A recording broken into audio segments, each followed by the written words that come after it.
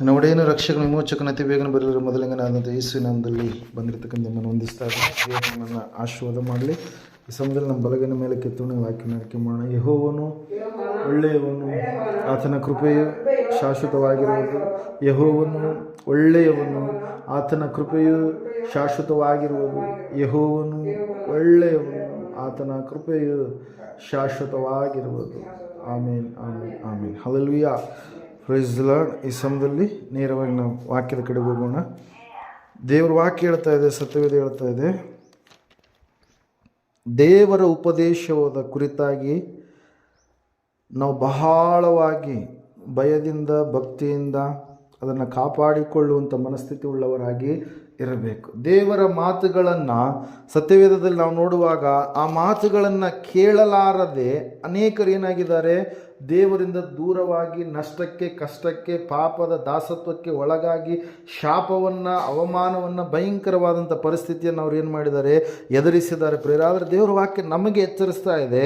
ಮೊದಲನೇದಾಗಿ ಏನಂತಂದರೆ, ದೇವರ ಮಾತುಗಳನ್ನು ಅಂಗೀಕರಿಸಿಕೊಳ್ಬೇಕು ನಾವು. ಹಲ್ಲೆಲೂಯಾ. ಮೊದಲನೇ ಮಾತು ಏನ್ರಿ, ದೇವರ ಮಾತು, ದೇವರ ವಿಧಿಗಳು, ದೇವರು ಹೇಳಿದಂಥ ಆ ಒಂದು ಆತನ ನುಡಿಗಳನ್ನು ನಾವೇನು ಮಾಡಬೇಕು, ಅಂಗೀಕರಿಸಬೇಕು. 2ನೇ ಅಧ್ಯಾಯ ಜ್ಞಾನೋಕ್ತಿಗಳ ಪುಸ್ತಕ 1ನೇ ವಚನದಲ್ಲಿ ನಾವು ನೋಡ್ತಾ ಇದ್ದೇವೆ, ಕಂದ ನನ್ನ ಮಾತುಗಳನ್ನು ಅಂಗೀಕರಿಸಿ ನನ್ನ ವಿಧಿಗಳನ್ನು ನಿಧಿಯಂತೆ ಕಾಪಾಡಿಕೋ ಎಂಬುದಾಗಿ. ಹಲ್ಲೆಲೂಯಾ. ನಾವು ನೋಡ್ತಾ ಇದ್ದೇವೆ, ಮೊದಲನೇದಾಗಿ ದೇವರ ಮಾತುಗಳನ್ನು ಅಂಗೀಕರಿಸಬೇಕು. ಅದು ನಮಗೋಸ್ಕರವಾಗಿ, ನಮಗಾಗಿಯೇ, ನಮ್ಮ ಜೀವಿತವನ್ನು ಉದ್ಧಾರ ಮಾಡುವುದಕ್ಕಾಗಿ, ನಮ್ಮ ಭವಿಷ್ಯತ್ತನ್ನು ಬಂಗಾರವಾಗಿ ಇರಿಸುವುದಕ್ಕಾಗಿ, ನಮಗೆ ಕ್ಷೇಮವನ್ನು ತರುವುದಕ್ಕಾಗಿ ದೇವರು ಏನು ಮಾಡಿದ್ದಾನೆ, ಮಾತಾಡಿದ್ದಾನೆ ಎಂಬುದಾಗಿ ಸಂಪೂರ್ಣವಾಗಿ ನಾವು ಅದನ್ನು ಏನು ಮಾಡಬೇಕು, ಅಂಗೀಕರಿಸುವಂಥದ್ದು ಮಾತ್ರವಲ್ಲ, ಆತನ ವಿಧಿಗಳನ್ನು ನಾವು ಯಾವ ರೀತಿಯಾಗಿ ನಾವು ಕಾಪಾಡಿಕೊಳ್ಬೇಕಂತೆ, ನಿಧಿಯನ್ನು ಕಾಪಾಡಿಕೊಂಡಂಗೆ. ಹಲ್ಲೆಲೂಯಾ. ಪ್ರೈಸ್. ನಮಗೆ ಅಮೂಲ್ಯವಾಗಿರ್ತಕ್ಕಂಥ ವಸ್ತುಗಳು ಮನೆಯಲ್ಲಿರುವಾಗ ಅವುಗಳನ್ನು ಎಲ್ಲೆಲ್ಲೋ ನಾವು ಹೊರಗಡೆ ಇಡೋದಕ್ಕೆ ಸಾಧ್ಯ ಇಲ್ಲ. ಅವುಗಳನ್ನು ಏನು ಮಾಡ್ತೀವಿ, ನಾವು ಗೌಪ್ಯವಾಗಿ ಒಂದು ಸುರಕ್ಷಿತವಾದಂಥ ಸ್ಥಳದಲ್ಲಿ ನಾವು ಅವುಗಳನ್ನು ಏನು ಮಾಡ್ತೀವಿ, ಇರಿಸುವಂಥವರಾಗಿರ್ತೀವಿ. ದೇವರ ವಾಕ್ಯ ಹೇಳ್ತಾ ಇದೆ, ದೇವರ ಮಾತುಗಳನ್ನು ನಾವು ನಿಧಿಯೋಪಾದಿಯಲ್ಲಿ ಅವುಗಳನ್ನು ಏನು ಮಾಡಬೇಕು, ಕಾಪಾಡಿಕೊಳ್ಬೇಕು. ಆ ಒಂದು ವಿಧಿಗಳು ಏನಾಗಿದ್ದಾವೋ, ದೇವರ ವಿಷಯಗಳು, ಸಂಗತಿಗಳು ಏನಾಗಿದ್ದಾವೋ ಅದರ ವಿಷಯದಲ್ಲಿ ಸಂಪೂರ್ಣವಾಗಿ ನಾವು ಹೆಂಗಿರ್ಬೇಕಂದ್ರೆ ಆತನ ಮಾತುಗಳನ್ನು ಅಂಗೀಕರಿಸಿಕೊಳ್ಳಬೇಕು. ಅನೇಕರು ಏನು ಮಾಡಲ್ಲ, ದೇವರ ಮಾತನ್ನು ಅಂಗೀಕರಿಸಿಕೊಳ್ಳಲ್ಲ, ದೇವರ ಮಾತಿಗೆ ವಿಧೇಯತೆಯನ್ನು ತೋರಿಸೋದಿಲ್ಲ, ದೇವರ ಮಾತನ್ನು ಸಂಪೂರ್ಣವಾಗಿ ತಮಗೆ ಬಂದಿದೆ ಎಂಬುದಾಗಿ ಅವರು ಗ್ರಹಿಸಿಕೊಳ್ಳಲಾರದ ಹಾಗೆ, ಆತನ ಮಾತನ್ನು ಅಂಗೀಕರಿಸಿಕೊಳ್ಳಲಾರದ ಹಾಗೆ ಅವ್ರು ಏನಾಗ್ತಾರೆ, ನಾಶವಾಗಿ ಹೋಗ್ತಾರೆ. ಪ್ರಿಯರೇ, ಒಂದು ಸಾರಿ ರಾಜನಾಗಿರ್ತಕ್ಕಂಥ ಸೌಲನಿಗೆ ದೇವರ ಮಾತು ಬಂತು. ಮೊದಲನೇ ಎಚ್ಚರಿಕೆ ಕೊಟ್ಟ ದೇವರು ಹೇಳಿದ ಏನಂತ ಹೇಳಂತಂದರೆ, ಈ ಒಂದು ಕಾರ್ಯ, ಈಗ ಸೌಲನು ದೇವರ ಒಂದು ಆಜ್ಞೆಗೆ ವಿಧೇಯತೆಯನ್ನು ತೋರಿಸದೆ, ದೇವರ ಮಾತನ್ನು ಅಂಗೀಕರಿಸದೆ, ಸಮುವೇಲನ ಪ್ರವಾದಿ ಬರುವವರೆಗೂ ಕೂಡ ಕಾಯದೆ, ತಾಳ್ಮೆಯಿಂದ, ಸಹನೆಯಿಂದ ದೇವರ ಒಂದು ಮಾತುಗಳನ್ನು ಅಂಗೀಕರಿಸಿಕೊಳ್ಳದೆ ಏನು ಮಾಡಿದರೆ, ಸಮುವೇಲನ ಮಾಡಬೇಕಾದ ಕಾರ್ಯವನ್ನು ತಾನು ಮಾಡಿ ಏನು ಮಾಡಿದ, ತಪ್ಪಿಗೆ, ಫಜೀತಿಗೆ ಸಿಲುಕಿಕೊಂಡ. ಮೊದಲನೇದಾಗಿ. ಎರಡನೇದಾಗಿ ದೇವರು ಹೇಳ್ತಾ ಇದ್ದಾನೆ, ನಿನಗೆ ಒಂದು ಅವಕಾಶ ಕೊಡ್ತಾ ಇದ್ದಾನೆ, ಇನ್ನು ಮುಂದೆ ಆದರೂ ನೀನು ಅಮಾಲೇಕ್ಯರೆಲ್ಲರನ್ನ ಕನಿಕರವಿಲ್ಲದೆ ಏನು ಮಾಡಿ, ನೀನು ನಾಶ ಮಾಡು ಎಂಬುದಾಗಿ ಹೇಳಿದಾಗ, ಆ ಅಮಾಲೇಕ್ಯರ ವಿಷಯದಲ್ಲಿ ಕೂಡ ಆತನ ಏನು ಮಾಡಿದ, ಶ್ರೇಷ್ಠವಾಗಿರುವಂಥದ್ದನ್ನು, ಕೊಬ್ಬಿರ್ತಕ್ಕಂಥ ಪಶುಗಳನ್ನು ಉಳಿಸಿ, ರಾಜನಾಗಿರ್ತಕ್ಕಂಥ ಅಗಾಗನನ್ನು ಉಳಿಸಿದ ಕಾರಣಕ್ಕಾಗಿ, ದೇವರ ಮಾತಿಗೆ ಅಂಗೀಕಾರ ಮಾಡದೆ ಧಿಕ್ಕಾರ ಮಾಡಿದ ಕಾರಣಕ್ಕಾಗಿ ಆತ್ಮಹತ್ಯೆ ಮಾಡಿಕೊಂಡು ನಾಶವಾಗಿ ಹೋದ ತನ್ನ ರಾಜತ್ವವನ್ನು ಕೂಡ ಆತ ಕಳೆದುಕೊಂಡ. ಪ್ರೇರಿಲ್ ನಾವು ನೋಡ್ತಾ ಇದ್ದೇವೆ,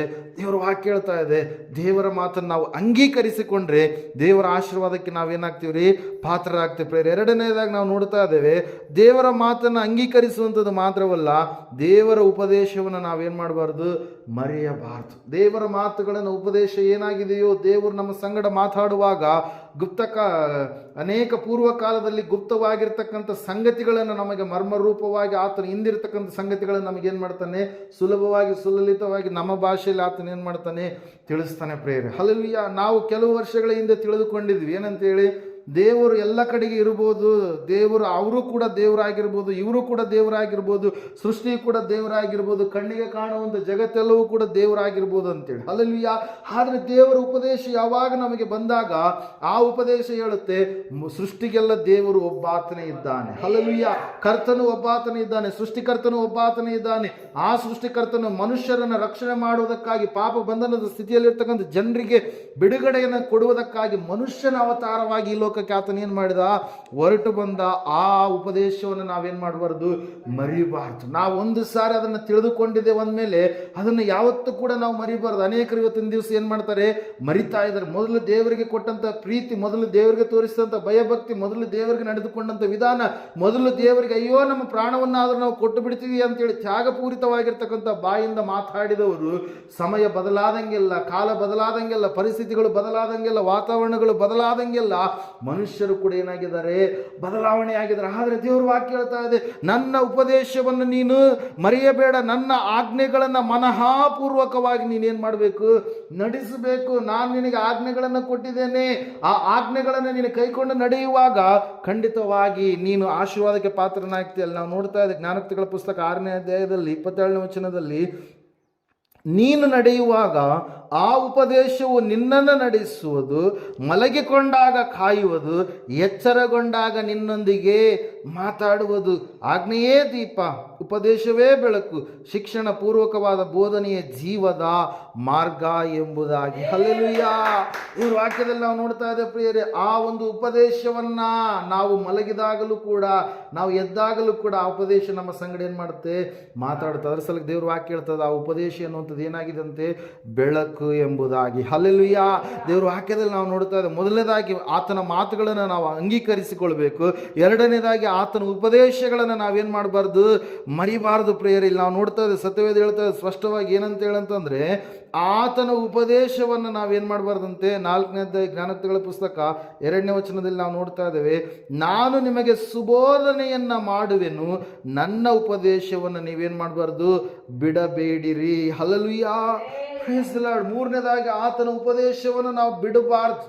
ಆತನು ನಮ್ಮ ಜೀವಿತದಲ್ಲಿ ಮಾಡಿರ್ತಕ್ಕಂಥ ಮೇಲುಗಳನ್ನು, ಮಾಡಿರ್ತಕ್ಕಂಥ ಪ್ರತಿಯೊಂದು ಉಪಕಾರವನ್ನು, ಆತನು ನಮ್ಮ ಜೀವಿತದಲ್ಲಿ ಮಾಡಿರ್ತಕ್ಕಂಥ ಅನೇಕ ಆಶ್ಚರ್ಯ ಕಾರ್ಯಗಳನ್ನು, ಯಾವ ರೀತಿಯಾಗಿ ಸಾವು ಬದುಕಿನ ಮಧ್ಯದಲ್ಲಿ ಇದ್ದಾಗ ದೇವರು ನಮ್ಮನ್ನು ಮೇಲಕ್ಕೆತ್ತಿದ್ರು, ಕತ್ತಲೆಯಲ್ಲಿದ್ದಾಗ ಕತ್ತಲೆಯನ್ನು ಓಳು ಮಾಡಿ ಬೆಳಕಿನ ಕಡೆಗೆ ನಡೆಸಿದ್ರು, ಅವಮಾನದ ಪರಿಸ್ಥಿತಿಯಲ್ಲಿ ನಾವು ಹೋಗುವಂಥ ಸಮಯದಲ್ಲಿ ಆಗಬೇಕಾದಂಥ ಅವಮಾನವನ್ನು ತೆಗೆದುಹಾಕಿ 2ರಷ್ಟು ಮಾನವನ್ನು ಕೊಟ್ಟು ನಮ್ಮ ಜೀವಿತದಲ್ಲಿ ಆಶ್ಚರ್ಯವನ್ನು ಮಾಡಿದ್ರು. ಆ ಒಂದು ಮಾತುಗಳಿಗೆ ನಾವು, ಆ ಉಪದೇಶಕ್ಕೆ ಏನು ಮಾಡಬಾರ್ದಂತೆ, ನಾವು ಬಿಡಬಾರ್ದು. ಆ ಉಪದೇಶದಲ್ಲಿಯೇ ನಾವು ನಿಲ್ಲುವವರಾಗಬೇಕು. ಆ ಉಪದೇಶದಲ್ಲಿ ಸ್ಥಿರವಾಗಿ ನಾವು ನಿಂತುಕೊಂಡ್ರೆ, ಸತ್ಯವೇದದಲ್ಲಿ ನಾವು ನೋಡ್ತಾ ಇದ್ದೇವೆ ಪ್ರಿಯರೇ, ಆತನ ಸುಬೋಧನೆಯನ್ನು ನಾವು ಕೇಳುವಾಗ, ಮಾಡುವಾಗ ತಂದೆಯಾದ ದೇವರು ಹೇಳ್ತಾ ಇದ್ದಾನೆ ಏನಂತೇಳಿ 3ನೇ ವಚನದಲ್ಲಿ, ನಾನು ನನ್ನ ತಂದೆಗೆ ಅಧೀನನಾದ ಮಗನು, ತಾಯಿಯ ದೃಷ್ಟಿಗೆ ಕೋಮಲನಾದ ಏಕಪುತ್ರನಾಗಿದ್ದೆನು, ತಂದೆಯು ನನಗೆ ಬೋಧಕನಾಗಿ ಈಗಂದನು, ನಿನ್ನ ಮನಸ್ಸು ನನ್ನ ಮಾತುಗಳನ್ನು ಹಿಡಿದುಕೊಳ್ಳಲಿ, ನನ್ನ ಆಜ್ಞೆಯನ್ನು ಕೈಕೊಂಡು ಸುಖವಾಗಿ ಬಾಳು. ಹಲ್ಲೆಲೂಯಾ. Praise the lord. ದೇವರ ಆಜ್ಞೆಯನ್ನು ಕೈಕೊಂಡ್ರೆ ಏನಾಗ್ತೀನಿ, ನೀನು ಸುಖವಾಗಿ ನೀನು ಬಾಳೋದಕ್ಕೆ ಸಾಧ್ಯವಾಗುತ್ತೆ ಪ್ರಿಯರೇ. ದೇವರ ವಾಕ್ಯದಲ್ಲಿ ನಾವು ನೋಡ್ತಾ ಇದ್ದೇವೆ, ಸತ್ಯವೇದ ಹೇಳ್ತಾ ಇದೆ ಸ್ಪಷ್ಟವಾಗಿ.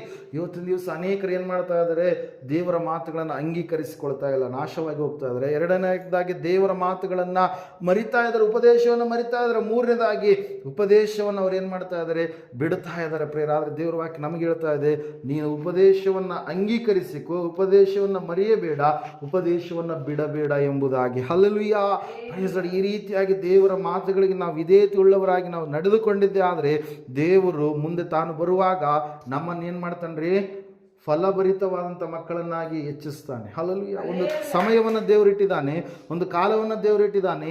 ಆ ಕಾಲದಲ್ಲಿ ದೇವರು ಯಾವ ರೀತಿಯಾಗಿ ಈಗ ಪರಲೋಕಕ್ಕೆ ಏರಿ ಹೋಗಿದ್ದಾನೋ, ಆ ಪರಲೋಕದಿಂದ ಪುನಃ ಆತನು ಮೇಘಗಳೊಂದಿಗೆ ಇಳಿದು ಬರ್ತಾನೆ. ಮತ್ತೆ ಯಾಕೆ ಬರ್ತಾನಂತ, ಮನುಷ್ಯರನ್ನ ಪರೀಕ್ಷಿಸುವುದಕ್ಕಾಗಿ, ಮನುಷ್ಯರ ಲೆಕ್ಕಗಳನ್ನು ಕೇಳುವುದಕ್ಕಾಗಿ, ನ್ಯಾಯ ತೀರ್ಪನ್ನು ಮಾಡುವುದಕ್ಕಾಗಿ. ಯಾರ ಕೃತ್ಯಗಳು ಸುಕೃತ್ಯಗಳಾಗಿದ್ದರೆ ಅವರು ದೇವರ ಬಳಿಯಲ್ಲಿರ್ತಾರೆ, ದುಷ್ಕೃತ್ಯಗಳನ್ನು ಮಾಡಿದವರಾಗಿದ್ದರೆ ಅವರು ಆಡುಗಳಾಗಿ ಎಡಗಡೆಗಿರ್ತಾರೆ, ದೇವರನ್ನು ನಂಬಿದ ಮಕ್ಕಳು ಕುರಿಗಳಾಗಿ ಬಲಗಡೆಗಿರ್ತಾರೆ.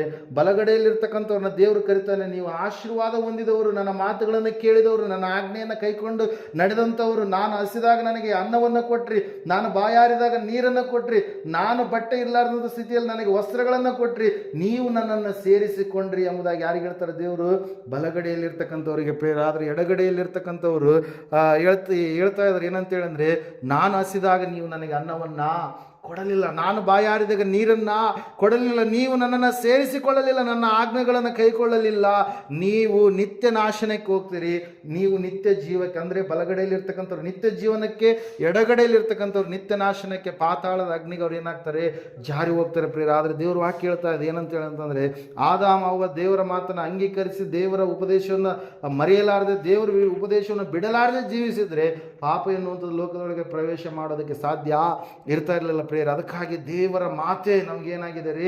ತೀರ್ಪು ಕೊಡುವಂಥದ್ದಾಗಿದೆ. ಅದರ ಸಲುವಾಗಿ ಸ್ವಾಮಿಯವರು ಹೇಳ್ತಾರೆ ಏನಂತ ಹೇಳಂತಂದರೆ, ಅಂತ್ಯಕಾಲದಲ್ಲಿ ನನ್ನ ಮಾತೆ ನಿಮಗೇನು ಮಾಡುತ್ತೆ? ತೀರ್ಪು ಕೊಡುತ್ತೆ. ನಾನು ಯಾವ ಮಾತುಗಳನ್ನು ಹೇಳಿದನೋ ಅದೇ ಮಾತು ನಿಮಗೆ ತೀರ್ಪು ಕೊಡುತ್ತೆ. 12ನೇ ಅಧ್ಯಾಯ 36ನೇ ವಚನದಲ್ಲಿ ನಾವು ನೋಡ್ತಾ ಇದ್ದೇವೆ. ಸತ್ಯವೇದ ಈ ರೀತಿಯಾಗಿ ಹೇಳುತ್ತೆ ಏನಂತ ಹೇಳಂತಂದರೆ, ಮನುಷ್ಯನು ಸುಮ್ಮನೆ ಆಡುವ ಪ್ರತಿಯೊಂದು ಮಾತಿನ ವಿಷಯವಾಗಿ, ಮತ್ತೊಂದು ಬರೋದು ಸುವಾರ್ತೆಯಲ್ಲಿ ನಾವು ನೋಡ್ತಾ ಇದ್ದೇವೆ, ಮಾತಿನ ವಿಷಯವಾಗಿ ನ್ಯಾಯ ವಿಚಾರಣೆಯ ದಿನದಲ್ಲಿ ಉತ್ತರ ಕೊಡಬೇಕು. ನಿನ್ನ ಮಾತುಗಳಿಂದಲೇ ನೀತಿವಂತನೆಂದು ತೀರ್ಪು ಹೊಂದುವಿ, ನಿನ್ನ ಮಾತುಗಳಿಂದಲೇ ಅಪರಾಧಿ ಎಂದು ತೀರ್ಪು ಹೊಂದುವಿ. ನಾವು ಮಾತಾಡಿರ್ತಕ್ಕಂಥ ಮಾತು ಏನಾಗುತ್ತೆ? ತೀರ್ಪು ಕೊಡುತ್ತೆ. ಹಲ್ಲೆಲೂಯಾ.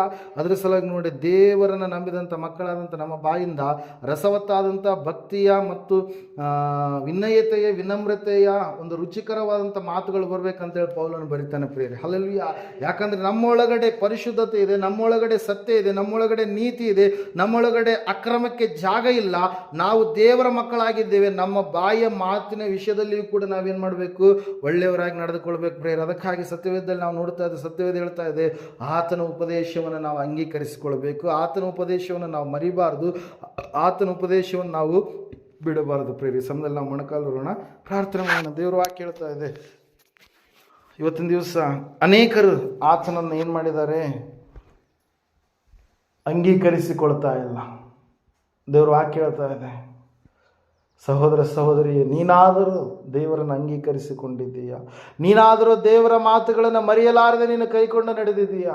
ನೀನಾದರೂ ದೇವರ ಒಂದು ಶಕ್ತಿಯನ್ನು, ದೇವರ ಮಾತನ್ನು, ಆಜ್ಞೆಯನ್ನು ನೀನು ಕೈಕೊಂಡು ನಡೆದು ಬಿಡಲಾರದೆ ಆತನನ್ನು ಹಿಂಬಾಲಿಸಿ ಅಂಟಿಕೊಂಡು ನಡೆದ ಕಾರಣಕ್ಕಾಗಿ ದೇವರ ಆಶೀರ್ವಾದಕ್ಕೆ ನೀನು ಪಾತ್ರನಾಗಿದೆ. ಈ ಸಮಯದಲ್ಲಿ ನಾವು ಪ್ರಾರ್ಥನೆ ಮಾಡೋಣ. ದೇವರ ವಾಕ್ಯ ಹೇಳ್ತಾ ಸತ್ಯವೇದ ಹೋಗ್ತಾ ಇದೆ, ದೇವರು ನಿನ್ನನ್ನು ಖಂಡಿತವಾಗಿ ಕೂಡ ಆಶೀರ್ವಾದಕ್ಕೆ ಆತನು ನಡೆಸುವಂಥ ಆತನಾಗಿದ್ದಾನೆ. ಪ್ರಾರ್ಥನೆ ಮಾಡೋಣ. ಮಹೋನ್ನತನು ಮಹಾಪರಿಶುದ್ಧನಾದ ಮಹಾದೇವರು, ನಿನಗೆ ಸ್ತೋತ್ರಗಳಪ್ಪ. ಹೌದು ಕರ್ತನೆ, ಅಂತ್ಯಕಾಲದಲ್ಲಿ ಕಠಿಣ ಕಾಲಗಳು ಬರುವು ಎಂಬುದಾಗಿ ಜನರು ಭಕ್ತಿಯ ವೇಷವನ್ನು ಹಾಕಿಕೊಂಡು ಅದರ ಬಲವನ್ನು ಬೇಡ ಎಂಬುದಾಗಿ ಹೇಳುವಂಥ ಜನರು ಹುಟ್ಟಿಕೊಳ್ತಾರೆ ಎಂಬುದಾಗಿ ನೀನು ಹೇಳಿದ್ದೀಯಪ್ಪ. ಅವರು ತೀಟೆ ಕಿವಿಯುಳ್ಳವಂಥವರು, ತಮಗೆ ಇಷ್ಟವಾದಂಥ ಬೋಧಕರನ್ನು ನೇಮಕ ಮಾಡಿಕೊಳ್ಳುವಂಥವರು, ಅಡ್ಡ ಅಕ್ರಮ ದಾರಿಗಳಲ್ಲಿ ನಡೆಯುವಂಥ ದೇವರ ಭಕ್ತಿಯ ವೇಷವನ್ನು ಹಾಕಿಕೊಂಡು ಬಲದ ಕಡೆಗೆ ಬರಲಾರದಂಥವರು, ಪವಿತ್ರಾತ್ಮನ ಶಕ್ತಿಯನ್ನು ಹೊಂದಿಕೊಳ್ಳಲಾರದವರು, ಕೇವಲ ಬಡಾಯಿ ಕೊಚ್ಚಿಕೊಳ್ಳುವಂಥವರು, ತಂದೆ ತಾಯಿಗಳಿಗೆ ಅವಿಧೇಯರು, ಧಿಕ್ಕಾರ ಮಾಡುವಂಥವರು, ದೇವರ ಶಕ್ತಿಯನ್ನು ನೋಡದವರು, ವೇಷ ಹಾಕಿಕೊಂಡು ಜೀವಿಸುವಂಥವರೆಂಬುದಾಗಿ ದೇವರೇ ನಮ್ಮನ್ನಾದರೂ ಸ್ವಾಮಿ ಸ್ಥಿತಿಯ ಕಡೆಗೆ ನಡೆಸಲಾರದೆ ಇವತ್ತಿನ ದಿವಸ ಸ್ವಾಮಿ ನಿನ್ನ ಉಪದೇಶವನ್ನು ಅಂಗೀಕರಿಸಿಕೊಂಡಂಥ ಒಂದು ಸಭೆಯಾಗಿ ಇವತ್ತಿನ ದಿವಸ ದೇವರೇ ನಿನ್ನ ಮಾತುಗಳನ್ನು ಮರೆಯಲಾರದೆ ಕೈಕೊಂಡು ನಡೆಯುವಂಥ ಮಕ್ಕಳನ್ನಾಗಿ ಇವತ್ತಿನ ದಿವಸ ಸ್ವಾಮಿ ನಿನ್ನನ್ನು ಬಿಡಲಾರದೆ, ನಿನ್ನ ವಾಗ್ದಾನಗಳನ್ನು ಬಿಡಲಾರದೆ, ಆಜ್ಞೆಗಳನ್ನು ಬಿಡಲಾರದೆ ನಡೆಯುವಂಥ ಮಕ್ಕಳನ್ನಾಗಿ ದೇವರೇ ನಮ್ಮನ್ನು ರೂಪಿಸಿದ್ದಕ್ಕಾಗಿ ಸ್ತೋತ್ರಗಳಪ್ಪ. ದೇವಾ, ಈ ಸಮಯದಲ್ಲಿ ಪ್ರಾರ್ಥಿಸ್ತಾ ಇದ್ದೇವೆ ಸ್ವಾಮಿ, ಕರ್ತನೆ ಇವರ ಜೀವಿತವನ್ನು ಆಶೀರ್ವಾದ ಮಾಡಿ ನಡೆಸು. ಬಂಧನಗಳಲ್ಲಿ ಯಾವುದು ಬಂಧನ ಸ್ವಾಮಿಯವರನ್ನು ಆಳ್ವಿಕೆ ಮಾಡ್ತಾ ಇದೆಯೋ, ಯಾವ ಸಂಕೋಲೆಯಲ್ಲಿ ಕಟ್ಟಲ್ಪಟ್ಟಿದ್ದಾರೋ, ಯಾವೊಂದು ಸಮಸ್ಯೆಯ ಸುಳಿಯಲ್ಲಿ ಸಿಲುಕಿಕೊಂಡಿದ್ದಾರೋ, ಯಾವೊಂದು ಸ್ವಾಮಿ ಆಶ್ಚರ್ಯಕಾರಿ ಆಗಬೇಕಂತೇಳಿ ಎದುರು ನೋಡ್ತಾ ಇದ್ದಾರೋ, ಅವೆಲ್ಲವುಗಳು ದೇವರೇ ನಿನ್ನ ನಾಮದ ಮೂಲಕವಾಗಿ ನಿನ್ನ ಮಹಿಮೆಗೋಸ್ಕರವಾಗಿ ಆ ಕಾರ್ಯಗಳು ನೆರವೇರಲಯ್ಯ. ಬಂಧನದಿಂದ ಬಿಡುಗಡೆಯಾಗಲಿ, ಸಂಕೋಲೆ ಕಳಚಿ ಬೀಳಲಿ, ಸಂಪೂರ್ಣವಾಗಿ ಸ್ವಾಮಿ ಸಮಾಧಾನದ ಸ್ಥಿತಿ, ನಿನ್ನ ನಂಬಿದಂಥ ಮಕ್ಕಳ ಭಕ್ತಿಯ ಜೀವಿತದಲ್ಲಿ ಸ್ಥಿರವಾದಂಥ ಆಶೀರ್ವಾದಕ್ಕೆ ಇವರು ಪಾತ್ರರಾಗುವಂಥ ಸಹಾಯ ಮಾಡಯ್ಯ. ದೇವಾ, ನಿನಗೆ ಸ್ತೋತ್ರ ಸ್ತೋತ್ರ ಸ್ತೋತ್ರಪ್ಪ. ದೇವ, ನೀವು ಹೇಳಿದ್ರಪ್ಪ, ನಾನು ನಿನ್ನನ್ನು ಎಂದಿಗೂ ಮರೆಯುವುದಿಲ್ಲ, ನಿನ್ನ ಕೈ ಬಿಡೋದಿಲ್ಲ, ನಿನ್ನ ತೊರೆಯುವುದಿಲ್ಲ ಎಂಬುದಾಗಿ. ದೇವ, ನಮ್ಮ ಪರವಾಗಿ ನೀನು ಇದ್ದು ನಡೆಸಿದ್ದಕ್ಕಾಗಿ ಸ್ತೋತ್ರ ಸ್ವಾಮಿ. ಇವರನ್ನು ಆಶೀರ್ವಾದದಿಂದ ತುಂಬಿಸಿ ನಡೆಸಬೇಕೆಂಬುದಾಗಿ ಅತಿ ಬೇಗನೆ ಬರಲಿರುವ ಯೇಸು ಕ್ರಿಸ್ತನ ನಾಮದಲ್ಲಿ ಆರೋಗ್ಯ, ಆನಂದ, ಸಂತೋಷ, ಸಮಾಧಾನ, ಸಮೃದ್ಧಿಗೆ ಇವರು ಪಾತ್ರರಾಗುವಂತೆ ಸಹಾಯ ಮಾಡಬೇಕೆಂಬುದಾಗಿ ಯೇಸುವಿನ ನಾಮದಲ್ಲಿ ಬೇಡ ಹೊಂದಿದ್ದೇವೆ ಪರಮ ತಂದೆ. ಆಮೇಲೆ ನಮ್ಮ ತಂದೆಯಾದ ದೇವರ ಶಾಶ್ವತವಾದ ಪ್ರೀತಿ, ಕುಮಾರನಾಗಿ ಬಂದರೆ ಯೇಸು ಕ್ರಿಸ್ತನ ಶಾಶ್ವತವಾದ ಕೃಪೆ, ಪರಿಶುದ್ಧಾತ್ಮ ದೇವರ ಶಾಶ್ವತವಾದ ಅನುಮತಿ ನಡೆಸಿ, ಅಲಂಕರಿಸಿ, ಬಲಪಡಿಸಿ, ಕೂಡಿ ಬಂದರೆ ಇವರ ಸಂಗಡ ಸಕಲ ಸದ್ಭಕ್ತರ ಸಂಗಡ, ಪ್ರಪಂಚದ ಎಲ್ಲ ಮನುಷ್ಯರ ಸಂಗಡ ಸದಾ ಕಲ್ಲೆಲೆಯಾಗಿರಲಿ ಸ್ವಾಮಿ. ಆಮೇಲೆ ಯೇಸು ರಕ್ತಕ್ಕೆ ಜಯ, ಸಕಲ ಪಾಪಗಳ ಲಯ,